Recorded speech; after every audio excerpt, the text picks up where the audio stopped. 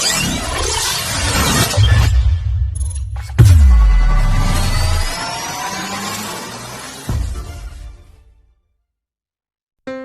Viewers, আসসালামু আলাইকুম। Digital communication পক্ষ থেকে আপনাদের সবাইকে স্বাগতম।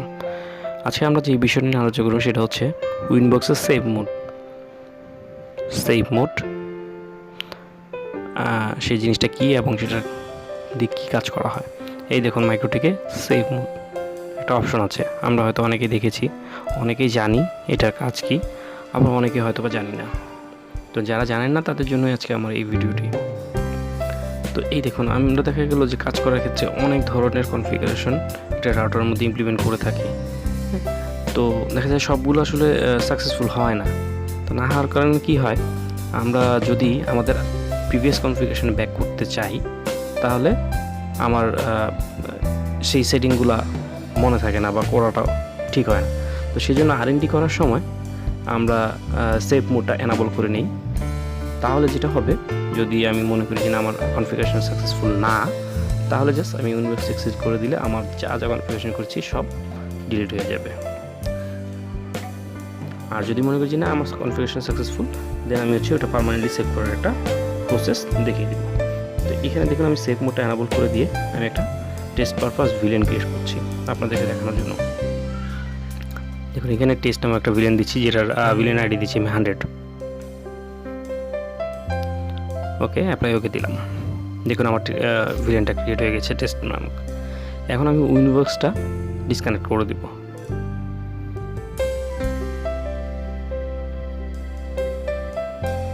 আমার সেভ মোড কিন্তু এনাবল করা আছে কনফিগারেশন করার সময়, একটু খেয়াল রাখবেন। এখন আমি এটা এক্সিট করে দিচ্ছি। দেখুন, এখানে আমার একটা ডায়লগ বক্স চলে আসছে যে আমি এখন সেভ মোডে কনফিগারেশন করছি। সো আমি এটা যদি ডিলিট করে দিই তাহলে আমার কনফিগারেশনটা চলে যাবে সেভ মোডে। দেখি আসলে কাজটা হয়েছে কিনা, মানে সেভ মোডের কাজ যে কাজটা সেটা হয়েছে কিনা। তো এটা টেস্ট করার জন্য আমরা চলে যাই আমাদের রাউটারে, অ্যাকচুয়ালি কাজটা হয়েছে কিনা। এই হচ্ছে আমাদের router interface and then VLAN. এই দেখুন, আমাদের টেস্ট নামক যে ভিলেনটা করা হয়েছিল সেটা কিন্তু চলে গিয়েছে, রিমুভ হয়ে গেছে।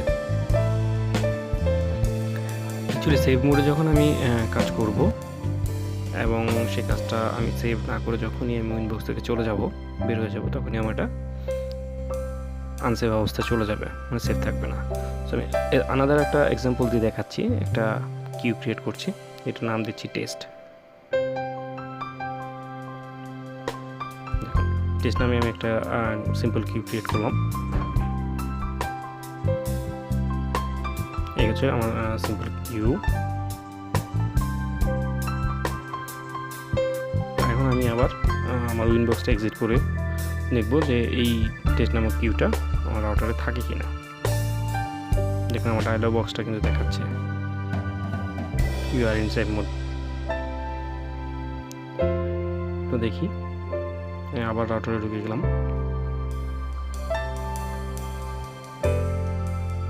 কিউতে যাই। দেখুন, টেস্ট নামক যে কিউটা করেছিলাম সেটা সেভ না হয়ে রিমুভ হয়ে গিয়েছে, বিকজ অফ আমি সেভ মোড এনাবল করে দিয়েছিলাম। নর্মালি আমরা যখন কনফিগার করি, সাপোজ এই যে এখন যেমন আমি কনফিগার করছি টেস্ট নাম দিয়ে, তো এটা যেটা হবে, আমি উইনবক্স এক্সিট করার সাথে সাথে রিমুভ হবে না, মানে কনফিগারেশনটা সেভ হয়ে যাবে। এই দেখুন, আমরা এরকমটাই তো দেখে আসি যে আমি কনফিগার করছি, সেই কনফিগারেশনটা অটোমেটিক্যালি সেভ হয়ে থাকছে। এই যে টেস্ট নামক যেটা করেছিলাম। অ্যাকচুয়ালি যদি এরকমটাই হয় যে আমি সেভ মোডে দিলাম, আমার কনফিগারেশন থাকবো না, তাহলে কেনই বা আমি সেভ মোডে কাজ করব? আসলে তা না। দেখা যায় আমরা অনেক কাজ করি, তো যেটা আমি বারবার বলছি যে সাকসেসফুল যদি মনে না করি, তাহলে আমি আগের অবস্থানে ফিরে যাওয়ার জন্যই এই সেভ মোডটা ইউজ করি। তো এখন যেটা হচ্ছে, সেভ মোড ইউজ করে কী লাভ? আপনারা দেখছেন সেভ মোড ইউজ করে তো আমার কনফিগারেশন থাকছেই না, তাহলে অ্যাকচুয়ালি না, আমি সেভ মোডের কনফিগারেশনটাও সেভ রাখতে পারি, সেটাই আমি দেখানোর চেষ্টা করছি। এখন দেখুন, আমি আমার আইডিটা চেঞ্জ করছি, আমাদের একটা এক্সাম্পল হিসেবে আইডিটা চেঞ্জ করছি, এবং দেখুন সেভ মোডটা কিন্তু আমি এনাবল করে নিয়েছি। হ্যাঁ, তো এখন যেটা হলো, আমি আইডিটা চেঞ্জ করার সাথে সাথে কিন্তু আমি সেভ মোডটা ডিসেবল করে দিয়েছি আরেকটা ক্লিক করে। তো এখন দেখুন আমার কিন্তু ডায়লগ বক্সটা কিন্তু দেখায়নি। হ্যাঁ, তো নর্মালি আমি এক্সিট করতে পেরেছি। এখন আমি দেখি আসলে আমার কনফিগারেশনটা চেঞ্জ হয়ে মানে আছে কিনা, চলে গেছে। এই দেখুন আমি আইডিটা চেঞ্জ করেছি টেস্ট নাম দিয়ে, এটা কিন্তু সেভ হয়ে আছে। তো প্রসেসটা কি, আপনাকে প্রথমে সেভ মোডটা অ্যানাবল করে নিতে হবে, একটা ক্লিক করে কনফিগারেশনটা করতে হবে।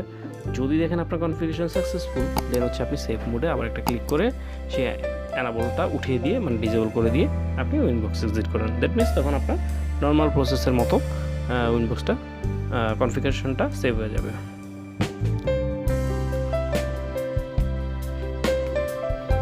তো এই সেম জিনিসটাই আমি হচ্ছে সিএলআই মোডে মানে কমান্ড লাইনে করব, যেটার জন্য আমার যেটা করতে হবে নিউ টার্মিনালে যেতে হবে। নিউ টার্মিনালে যে আমি এই সেভ মোডটা অ্যানাবল করার জন্য জাস্ট Ctrl+X দিব, Ctrl+X। এই দেখুন Ctrl+X দেওয়ার সাথে সাথে আমার সেভ মোডে চলে আসছে, এখানে লিখে আছে সেভ। নর্মালি আমি ওখানে যখন সেভ ক্লিক করতাম ঠিক সেমভাবেই আমি Ctrl+X দেওয়াতে আমার এখানে সেভ চলে আসছে। সো এখন সেভ অ্যানাবল। সো আমি এখানে দিচ্ছি সিস্টেম আইডেন্টিটি সেট নেম, আমার রাউটারে যে নামটা দেওয়া আমি চেঞ্জ করে দিতে যাচ্ছি সেটা। এখানে দিচ্ছি মুক্তিযোদ্ধা, যা ছিল আগে মানে বিল্ট ইন নাম ছিল আর কি। তো আমি টেস্ট করেছিলাম, এই দেখুন আমার টেস্ট নামের যে ইয়েটা ছিল আইডেন্টিটা সেটা চেঞ্জ হয়ে গিয়েছে। এখন আমি এক্সিট করে দিই। এক্সিট করার পরে দেখুন কি হচ্ছে।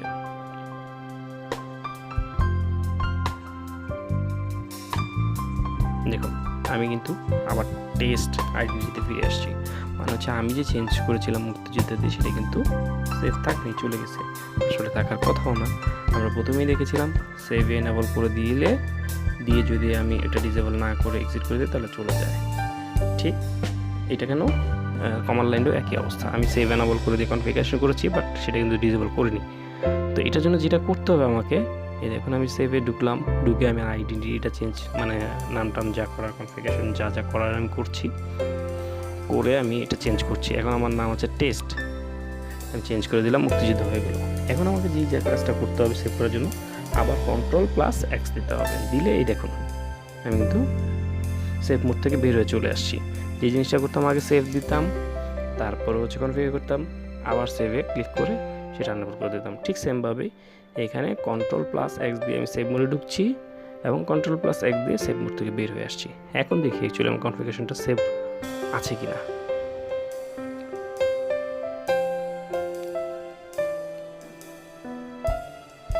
এই দেখুন মুক্তিযোদ্ধা, আমার কনফিগারেশনটা সেভ হয়ে আছে। ঠিক আছে, তো দেখলেন তো খুব সহজেই কীভাবে আমরা এই সেভ মোডে কাজগুলো করতে পারি। হ্যাঁ, তো আজকে ভিডিও এখানেই শেষ করছি। সবাই ভালো থাকবেন, সুস্থ থাকবেন, আল্লাহ হাফেজ।